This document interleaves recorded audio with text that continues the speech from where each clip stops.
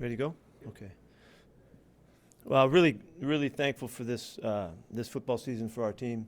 Um, to get all the way to 12 and all that, to finish really with 4 straight wins, which is something that doesn't happen very often, and we're real proud of just the way we finished. To get it done was it was hard, and so this was it was a difficult day for us. We didn't play the way we wanted to on offense early on. Defense played great for a long time, and then we let them get out on a couple big plays, and they did some nice stuff. Their best player came through and made some great plays for them. But all in all, when it came down to it, we had to win in the fourth quarter, and our guys did. And that was what it took to finish this 2020 in the regular season. It's what it took to finish this 4-game stretch that we were pointing to. We wanted to win 4 games and know what that's like moving forward. And we wanted to always see our guys come through and outlast the other guys and find a way to win a football game, even if it goes down to the last second. And so we did a lot of cool things there. I think it was really a fantastic day for our receiving crew, for Tyler Lockett, to have his numbers, and he didn't even come close to it. I mean, he had to get 7 for a record, and he got 12 catches today. Had a fantastic day. 2 great touchdown passes for us, and just beautiful catches, and just a beautiful season he had all throughout. Man, everybody should. It's almost quietly because he's just so consistently good. But he had a fantastic year, and he's had a great career, and really proud for that. Also, DK set a record today too. That was the 100 catches that Tyler had, and then DK set a record for yards. And whenever you're messing around with Steve Largent and a great one like that, and you can eclipse some numbers, it's a fantastic accomplishment in his second year as a receiver. And so. It's really exciting. 2,000-yard guys too. In that room. That's fantastic. So, really proud of those guys. It's great seasons, and they deserve all the credit for that. The reason we won today, we didn't turn the ball over again. That's how you do it. We were 12-0 this year when we were plus or even, and that's a fantastic statement about taking care of the football. And to get through another game and not give it up just makes all the difference in winning and losing. And so we wound up +1 for the day with a great sack, caused fumble. But that is such an important part of our football, and always has been and always will be. Look at the games that we didn't win. It's crazy. And lastly, I'll say I'm really fired up that we continue to be a finishing club, and we find ways to do it. We can match up our numbers at the end of the season with anybody, and it's something that's in the blood around here, and I'm really proud of that. And finishing strong is always something that we love. And here we go. Here comes playoff time. So the start to this finish begins this next weekend. Okay. AJ McCord. Coach, sorry to go here so quickly, but I think Jamal Adams on the sideline just looked pretty dejected. What kind of injury update can you give us on his status? What did he hurt, and how serious does it look? He hurt his shoulder, and he was just so disappointed. He was more dejected about the fact that he got banged up. I think it was on a pass rush, and we'll see what happens. See what that means for next week. I can't tell you. The early stuff from the trainers is that he'll play next week, but we'll have to see how he does get through the week. Thank you. Bob? Yeah, that's right. But Jaron Reed as well, what's his situation? He had an oblique strain that happened in early middle of the game, and he went back in with it and played with it. It's pretty sore coming out, though. So we'll have to see what that means. I don't know any forecast there. And Rashad Penny? He cramped up. So he's fine. Brady Henderson? Hey, Pete, with Jamal, is that the same shoulder that he injured earlier? No, it's the other one. Other shoulder. And what do you make of the day that Russell had? Great finish. We didn't get going. We couldn't get going early on. Such a slow start for us. But as he did last week, again, he had a great fourth quarter. Led the touchdown drives, throwing and running, great plays, great resolve through the whole thing to get it done. It's what you count on from him because he's the real deal and he can do it, and he did it again. Curtis. Yeah, Pete, you mentioned kind of the slow start for the offense. What were you seeing from that side of the ball when they were kind of scuffling to find it there a little bit, and what kind of flipped the last couple drives? we couldn't start converting, and we ran the ball better in the second half. We didn't run the ball very well early on. I don't know what our numbers were, but just getting the mix. It's a really good defense again. I know that they're banged up, but they've been playing everybody tough, and they've been hard. The defenses in this division are legit, and including ours, and it's a challenge every week. This is how it is. Corbin Smith. Hey, Pete, you mentioned going out of the game with the cramps, and then Chris Carson had to come out for a little while too. How important was it late in the game there when you guys were trying to come back that you got some of those pivotal carries from Alex Collins being called up for the practice squad for this game? Yeah, Corbin, thanks for bringing it up. Well, what a great finish he had. That touchdown run was sweet. He knocked out some yards that we needed when we needed it in great fashion. Whenever Alex gets his chance now, he does stuff, and he's a good football player, and we're really lucky to have him. It was a great finish for him. Art Teal. In the first three quarters, Russell's deep ball accuracy really wasn't there. Could you tell what was going on? Yeah, he threw a couple balls away, and there was a couple scramble situations where we kind of weren't going the same way, on the same page, which happens sometimes.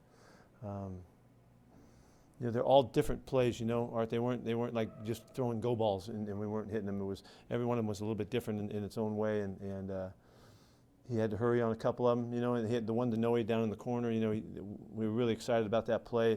He just had to get that ball up and down because of the rush, and so we just didn't hook up on it. Joe Fan.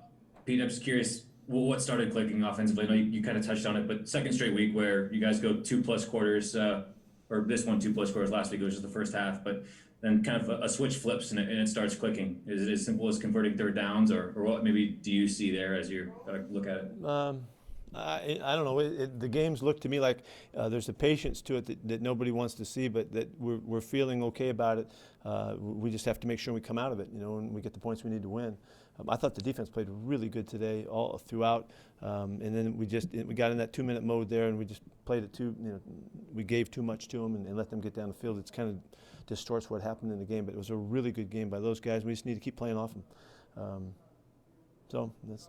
It's a little frustrating, as you guys are, you're wondering about it, but I'm not worried about it. We're going to keep playing and try to play really good football, not give it to them, and play championship ball and see how far that takes us. You guys don't get to see Greg, do you? I gave him some trouble about the U-boat look, with the big turtleneck and all that, which might not have hit home. You should see him today, man. He's all dapped out and everything. He looks great. Dang. I can't see it though, Greg, so I'm the only one that can check it out. John Boyle.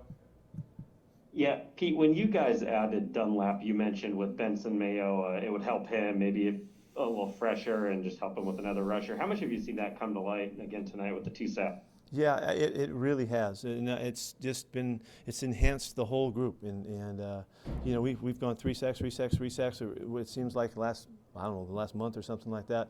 That's real consistency, and I think since the 8th game, we've been the highest sack team in the NFL, and you can see it. We've got 4-man rush, and it's exciting to see it continue to show up in the games. And I do think it all fits together. And Carlos is a force on the other side. That's right in the mug of the right-handed quarterbacks, and they can feel it.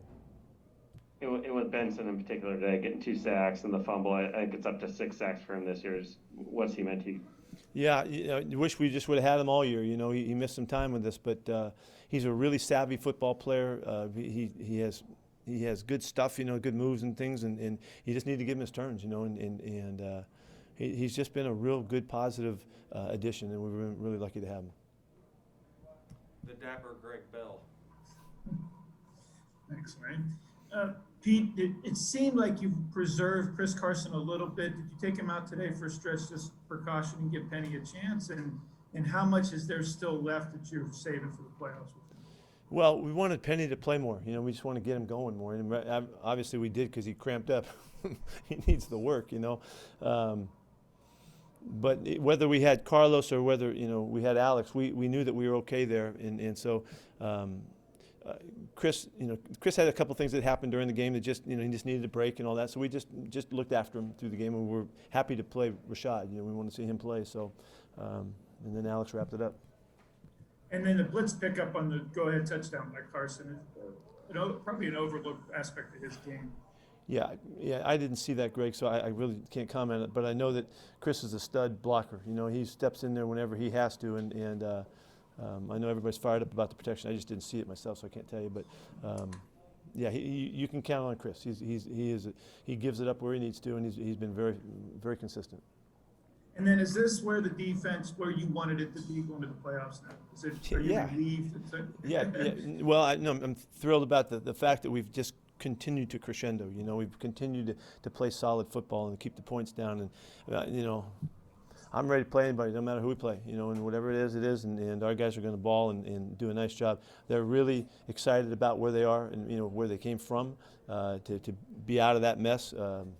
We really feel like we're just getting rolling. And so, yeah, I'm really fired up for Bobby and KJ and the guys that have been around playing.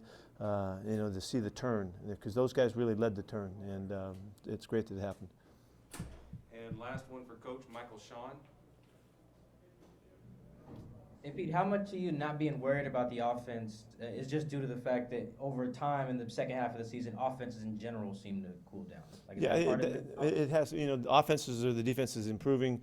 What we have witnessed in our own team, we've seen us get so much better on defense, and I'm sure that, you know, look, we went right through our division, you know, here near the end, and then Washington, who was really loaded up too. So it's been hard. It's just been really challenging, and we've worked really hard to not get desperate and not, you know, take shots where we don't need to try to force the issue and make sure that we did the things that you need to do to win. And that's continuing to find the balance that we need, and also take care of the football. And that's, these teams they're explosive teams, and they'll take the ball off you in a heartbeat if you give them a chance. And Russ did a fantastic job of not letting that happen. Do you think the lack of like the explosive pass plays down the field over the last like back half of the season is part of like just enforcing more calculated risks, like you were just saying? No, enforcing. Say it again, Michael. How did you say that? Like maybe encouraging Russ or Shida to take more calculated risks because of like how much offense has cooled down and how much defense has picked it up. Yeah, I don't want to comment too much about that at this point, because everybody's going to try to figure out how to beat us now. But you know, we just got to hit them when we get our chances, you know, and continue to keep working it. We're always looking. We're always hunting. This is an explosive mentality in this program, and when it doesn't happen, we get frustrated too, because we want it to happen that way. But we're just trying to win the games, you know. And we tried to finish this season winning 4 games in a row and get that knocked out, and we'll see where that takes us. I'm really excited about going forward. I'm not worried about whatever you guys are worried about and all that.